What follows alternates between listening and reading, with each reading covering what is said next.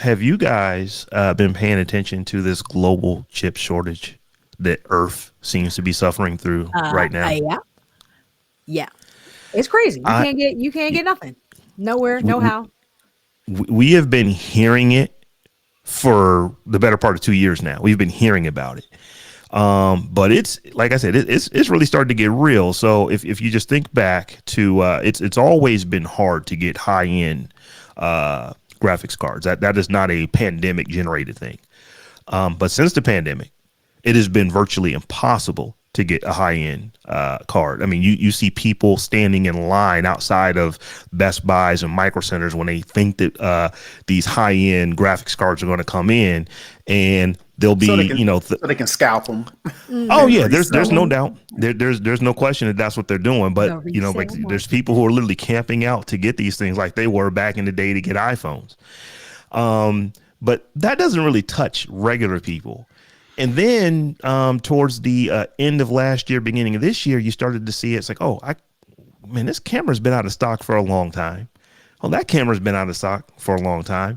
And you start to find out is that, well, Sony has actually delayed making some of their new hotness because they can't get chips for it. So there's a camera that I've actually been interested in called the Sony, I think it's called the Sony ZV-E10 or something like that, which is it's kind of an entry level Sony camera, but it's actually really, really good. But they came out with their first batch and now you can't get them anymore.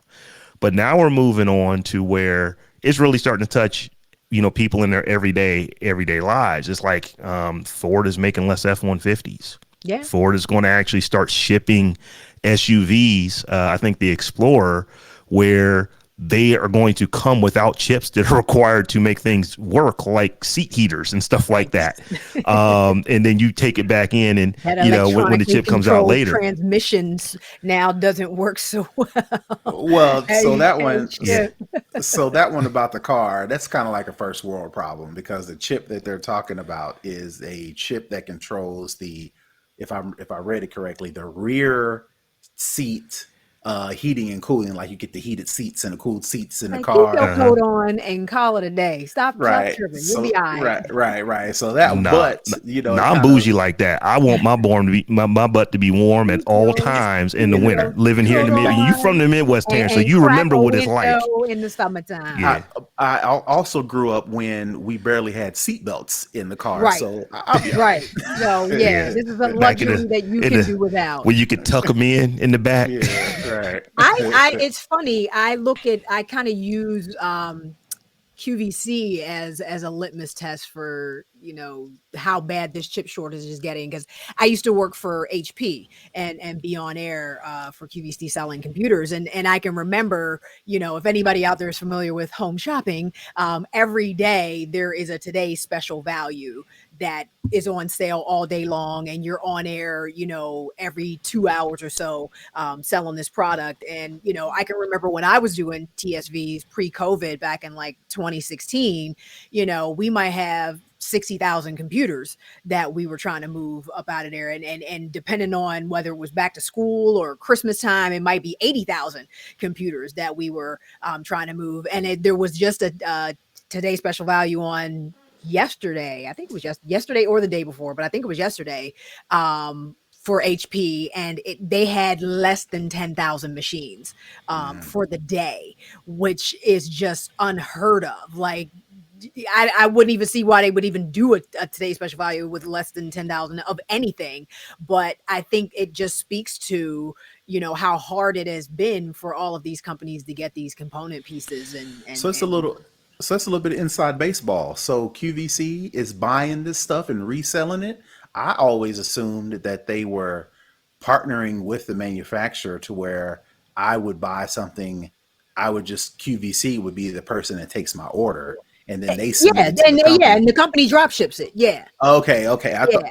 the way you kind of explained it, the way I understood it was Well, no, HP QVC is was only actually able to even deliver got you. like Okay. All right. 9,600 units to Okay. them, Yeah. So whatever they have is what HP delivered to Is them, or is okay, capable gotcha. of delivering or drop shipping Okay. All right. directly to the customer. No, you're getting it from the manufacturer. Okay. All right. But no, like I said, the shortage is kind of horrible right now, and I think we, particularly here in the States, we don't really think about chips and just how much of our life is controlled by computers. It's like, I think, even for our show, a lot of listeners who are listening to our show, when they think computers, they want to think phones and Macs and PCs and stuff like that. But it's pretty much almost everything that runs on current these days has some Mhm. type of silicon in it. And so this is even getting worse because of what Russia is doing in the Ukraine right now.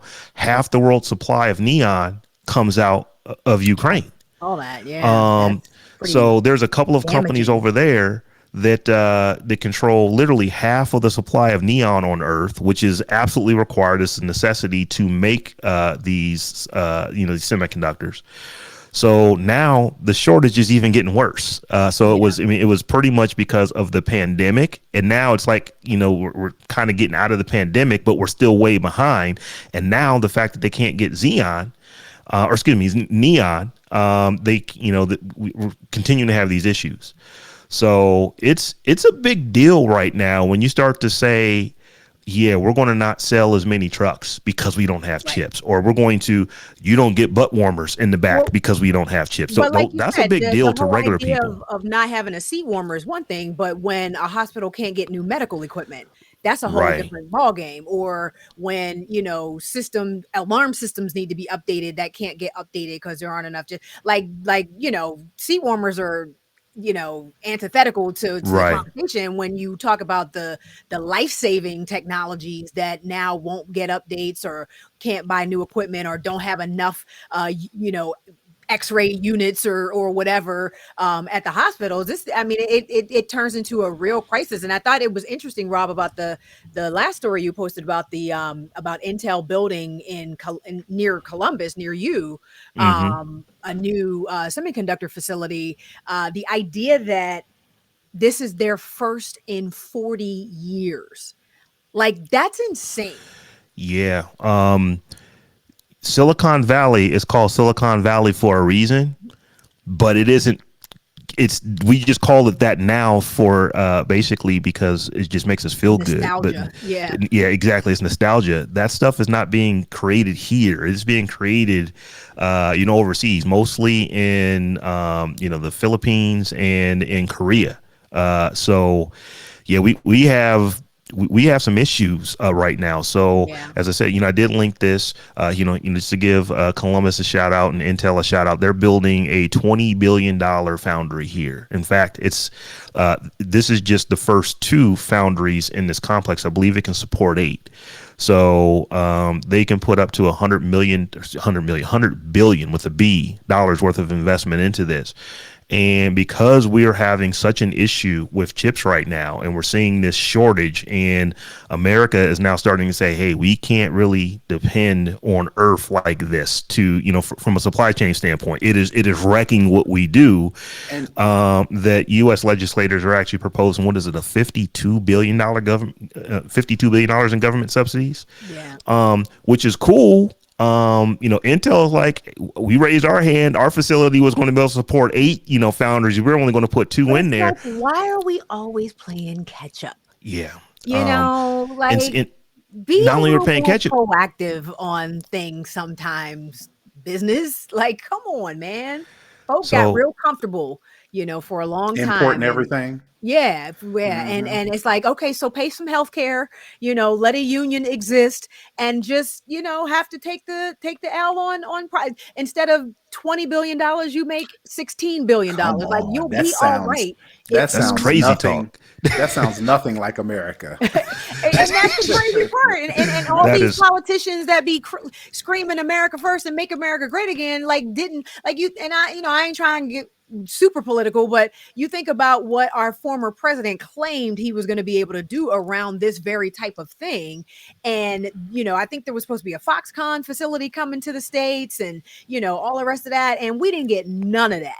None of that happened, none of that materialized. And I just think that companies need to, hopefully this will be the wake up call to focus a little less on the bottom Mhm. line, and a little bit more on manufacturing products in the United Yeah, States. I hope we don't stay in this shortage of semiconductors for the next 2, 3, 4 years, because it takes that amount of time to build these foundries. Right. Uh, like I said, Intel is coming to Columbus. They've already said it. They've already, the money is slated for it. I believe that they break ground in several months, but they break ground in several months, and they're not going to go into production until sometime mid-late 2025.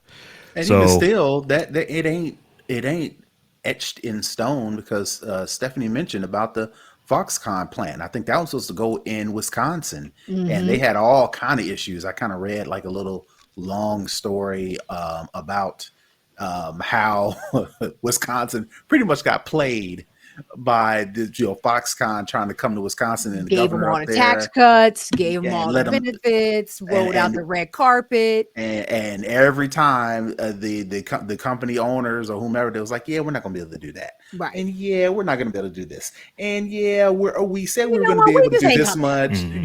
We you ain't gonna be know able to come no more. Forget the whole idea. Forget it. Forget it. It's right, yep. crazy.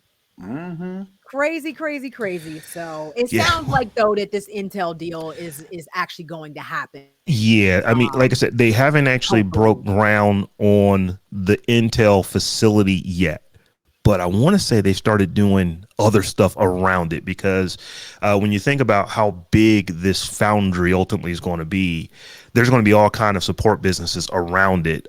Just part of their supply chain, getting stuff in, getting stuff out. Mhm. Where we're talking about tens of thousands of jobs here in Central Ohio. So they've actually, gotten pretty far into that, even though they haven't actually broke ground yet. And even here, you'll see on the news, until you start seeing construction going on, don't believe it till you see Don't it. But believe the hype. And what I hope won't happen is come 2026, 2027, 2028, when, God willing, we are all quote unquote back to normal, and companies realize they can go back to Korea and back to the Philippines and make this stuff for cheap, that you don't leave these ginormous facilities hanging like all those empty ass Amazon warehouses in the Midwest right now. I was watching, what was the documentary I was watching? I was watching a documentary recently about how all of those, like, just empty ass millions of square feet of empty ass square footage from Amazon facilities, fulfillment centers and stuff in the Midwest that just got abandoned basically. And so hopefully we don't see that happen once things do get back to some sort of normal.